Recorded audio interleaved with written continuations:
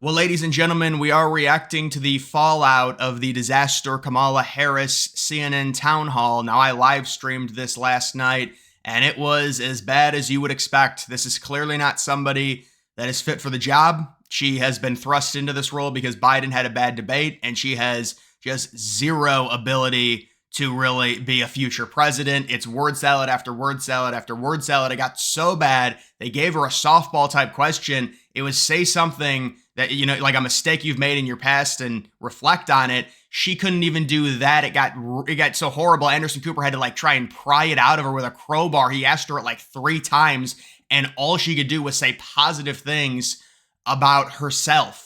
She could not say, and you think that'd be a nice humanizing question. Say something negative about yourself or a mistake you've made. Reflect on it. How did you improve? How did you get better? How did you grow? She couldn't even answer that. You've got Axelrod, the Obama guy, even admitting, it's just word salad after word salad. CNN came on after and roasted Kamala. That's how bad this is. CNN even admits it was horrible. This likely won't really change much in terms of the race. It is just kind of funny to watch these things, though, because it's very clear she is not cut out for this job. If there was an actual primary, there is zero chance she would have won, and she's just put in this position. And now, look at the new attack strategy on Trump. There was so much crap that got released last night, guys, or that they're trying. It's these fringe liberal accounts that kind of have a following of maybe 30K, 50K, stuff like that. And they act like they're these huge reporters, and they're like, oh my God, people within the Trump campaign. It's like this lady that's 52 years old, and she's got 30K followers, and she's got 100K tweets. Oh my God, people within the Trump campaign, something terrible is coming out. We know what came out last night.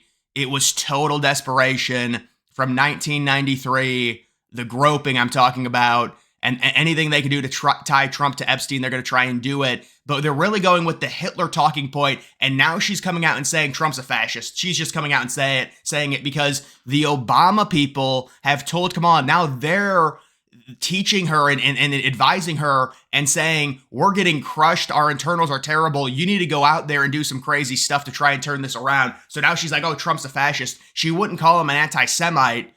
She didn't go that far, but she's like, he's a total fascist. And, she talked about the Hitler stuff multiple times. She invoked it. I want to answer a question. Her habit is to kind of go to word salad city, and she did that on a couple of answers. One was on Israel. Anderson asked a direct question, would you be stronger on Israel than Trump? And there was a 7-minute answer, but none of it related to the question he was. No, and it's constantly with that. She will not answer questions. The thing is, you just have to pay attention to it. Like when the question gets asked, and then the first few words that she says, it's auto pivot. That's all it is. It's an auto pivot. And even easy questions, it's a pivot. It is crazy. You've got Van Jones admitting Kamala's word salad gets on my nerves. The fact that these liberals are saying this is this type of rhetoric 2 weeks away. This is not something you would see with someone like Hillary Clinton. How will you be different from Biden? This is what I'm talking about. Listen to this question and then listen to the first sentence. Considering you have been in the position of vice president for the past 4 years under the Biden administration, how can we expect you to deviate from the direction of that administration compared to your own? How can we differentiate your policy and your beliefs from that of Biden's? That's a great question, and thank you. Well, first of all, my administration will not be a continuation of the Biden administration. I bring to this role my own ideas and my own experience. I represent a new generation of leadership on a number of issues and believe that we have to actually take new approaches. For example, what we talked about in terms of housing. My experience that leads to that priority includes what I did to take on the big banks around the foreclosure crisis when I brought billions of dollars to. Yes, but the question is a contrast between you and Biden. What is something that Biden did that you do differently or bring to the table differently? This is the problem voters are having. It's a continuation of the Biden administration, and she has no power or no movement. Why would she have any control over what happens in her own administration when she's been thrust there by people that, if she becomes president, technically they're not more powerful than her, but she's going to be beholden to them because she got into that position via other memes. She is a Democrat establishment cog to the max. And by the way, that's why a lot of these liberals, when she loses, they're going to come out and say, "Oh my God, it's the establishment's fault." And I mean, they would be correct. They've botched this whole thing. It started with nominating Biden and how old he was. I guess you could say Biden won, but this is just total crap. I mean, it doesn't even make sense. You've even got this CNN, and CNN's done this several times, this fact check on Kamala Harris about fracking. Let me explain the dynamics of this. In 2019, Kamala Harris was an extreme liberal. She was voted most liberal person in U.S. politics, according to an independent site that tracks how you vote on things in Congress, and she was voted most liberal in 2019. She says, we're going to ban fracking. We hate it. It's terrible for the environment. 2020, she has a debate with Mike Pence, and she says in the debate, Joe Biden has said he's not going to ban fracking. Well, now she's doing revisionist history and saying that in 2020, I had said I would not ban fracking. No, she took the approach, and you guys can understand what I mean by this, to where if you're in a debate and you're like a vice president or you're under someone and you say, my boss is not doing X or not doing, you're not saying you would do it, but you're saying, I probably don't agree with them, but my boss is saying, so you understand the dynamic. She's saying Biden's the one that's not going to ban fracking. She makes it seem like in 2024 now, like back in 2020, she was saying, I'm not banning fracking. Of course, why would she say that in 2020? In 2019, she said she would ban it. So that's a 1-year difference and she's going to change her opinion. She had the exact same opinion in 2020. She wanted it banned.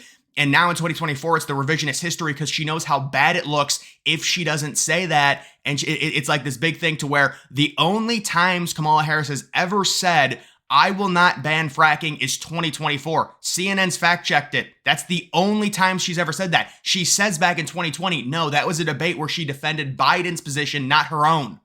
So it's very, and so that's really how that went down.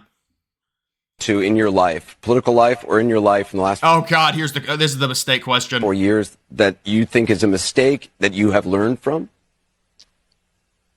I mean, I've made many mistakes, and they range from, if you've ever parented a child, you make lots of mistakes. There's a laugh. In my role as vice president, I mean, I've probably worked very hard at making sure that I am well versed on issues. And this is painful. The question is, what's a mistake you made? And now it's the robotic answer. And this is only 41 seconds. Anderson Cooper's like, honey, lady, we have to answer the question. What's a mistake you made? And then she literally lists an achievement. She lists like things that she's good at. I'm not even kidding you. I think that is very important. It's a mistake not to be well-versed on an issue and feel compelled to answer a question. It's a mistake to not be well-versed on an issue that, oh my God, honey. Oh, wait. Hold on. You got to understand the dynamics of this quote. Hold on. Issue and feel compelled to not to be well-versed on an issue and feel compelled not to be well-versed on an issue and answer a question. It sounds like you're not well-versed on this issue I mean, she won't answer the question. And this is Piers Morgan. To be fair, Piers Morgan basically has said Trump's going to win. He says, I watched the whole town hall. It was terrible. Yeah, but even liberals are not impressed with the town hall. I mean, it's just, it is what it is. It's probably not going to affect much. What is this? As soon as you ask it about a specific policy issue sometimes, because I'm going to want to research it. I'm going to want to study it. I'm kind of a nerd sometimes, I confess. I mean, I don't know if it's trying to be relatable or what. And then the people, some of the people that they had for this, it was like they were all independents, but they were leaning Harris, or they were former Republicans who are never Trumpers. But like, it doesn't even matter who the people were. It's just so bad. Like the entire thing, all of her answers are so terrible. They brought in like a religion question to try and do damage control on her and what she said at the rally like a week ago, where she said, I think you're at the wrong rally. I'm sure I did a video on that. And so they try and do damage control and tell Anderson Cooper, give us a religion question and talk about your faith so she can talk about it. And by the way, it is kind of interesting how the mainstream media buried that quote that she made about religion, but either way, about Christians. And then I will give credit to Anderson Cooper for actually bringing up the wall, because if you guys don't know, like 3 or 4 months ago, Kamala Harris put out campaign ads talking about her being this badass prosecutor with Trump's border wall. And so we know Kamala Harris, it was like 50 or 60 different tweets from maybe 2017 to 2021 or something like that, criticizing the wall, saying it was a waste of money. Now she's got campaign ads with the wall in the background saying she's going to stop illegal immigration and everything like that.